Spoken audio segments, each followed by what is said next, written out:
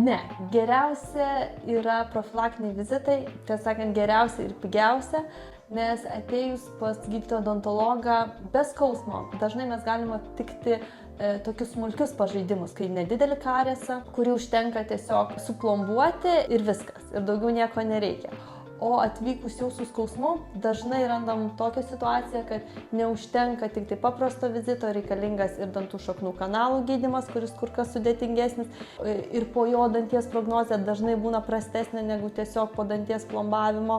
Taip pat po šaknų kanalų gydymo dažniausia būna didelis danties audinių netekimas ir rekomenduojama ne tik plombuoti dantį, bet ir atstatyti prarastus audinius netiesioginėmis restauracijomis. O tai kur kas finansiškai brangiau išeina negu tiesiog profilaktiškai pasirodyti, ką rekomenduojame kas metus, atlikti burnos higieną ir viskas, ir tada tik tai po metų pasirodyti vėl.